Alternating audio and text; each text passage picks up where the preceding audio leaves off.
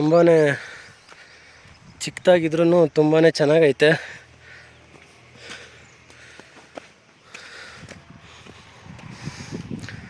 ಜನ ಈ ಕೋಟೆ ಕೊತ್ತಲುಗಳು ಹಾಗೆ ಇನ್ನೂ ಬೇರೆ ಥರ ಪುರಾತನ ಕಾಲದ್ದು ಇವು ನೋಡ್ಕೊಂಡಿಲ್ಲ ಅಂದ್ರೂ ಪರವಾಗಿಲ್ಲ, ಹಾಳು ಮಾಡಬಾರ್ದು, ಕಸರೆ ಮಾಡಬಾರ್ದು. ನೋಡಿ, ಇದು ಚಿಕ್ಕ ದೋಣಿ. ಇದು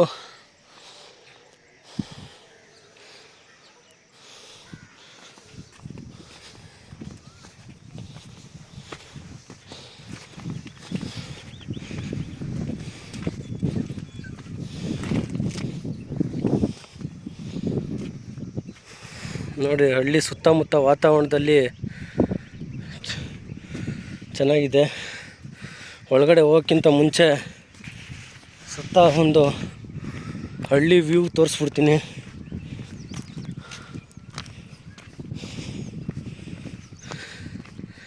ನೋಡಿ ಎಷ್ಟು ಚೆನ್ನಾಗಿದೆ.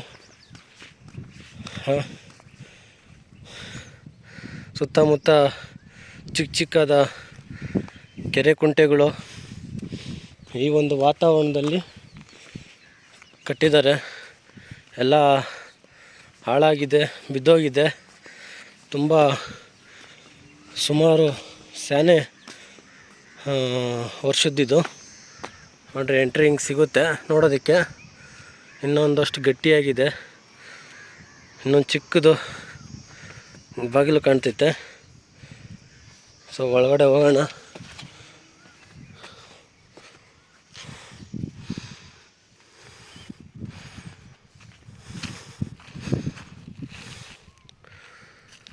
ಏನಂದರೆ ಇದು ರಾಮನ ದೇವಸ್ಥಾನ ಅನಿಸುತ್ತೆ. ಎಲ್ಲೋ ಒಂದು ವಿಡಿಯೋದಲ್ಲಿ ನೋಡಿದ್ವಿ. ಇದು ಇವಾಗ ಈ ದೇವರಿಲ್ಲ, ಮೋಸ್ಟ್ಲಿ ಊರಲ್ಲಿ ಹೊಸ ದೇವಸ್ಥಾನ ಕಟ್ಟಿರ್ಬೋದು, ಅಲ್ಲೇ ನಾನು ಇಕ್ಕಿರ್ಬೋದು. ಇನ್ನೂ ಒಂದಷ್ಟು ಕಟ್ಟಡಗಳು ಗಟ್ಟಿಯಾಗಿ ನಿಂತಿವೆ.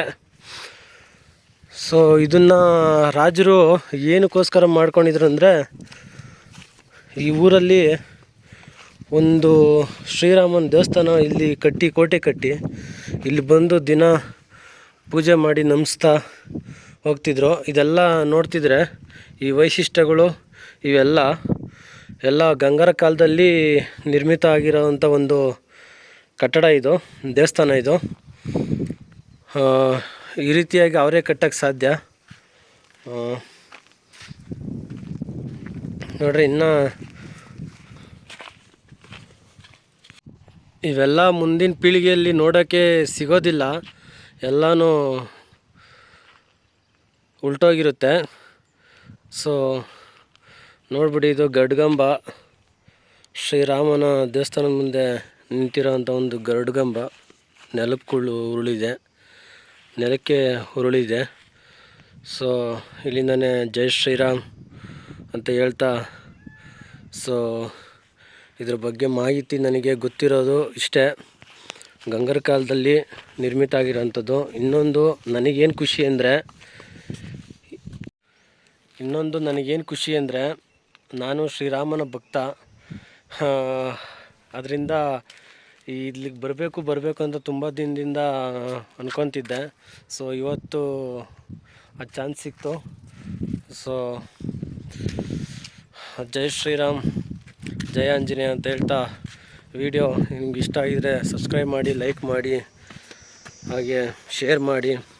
ಯಾರೆಲ್ಲ ಹೊಸಬ್ರು ನಮ್ಮ ವಿಡಿಯೋ ನೋಡ್ತಾ ಇದ್ದೀರಾ, ಸಬ್ಸ್ಕ್ರೈಬ್ ಮಾಡ್ತೀರಾ, ಆದಷ್ಟು ಬೇಗ ಸಬ್ಸ್ಕ್ರೈಬ್ ಮಾಡಿಕೊಳ್ರಿ.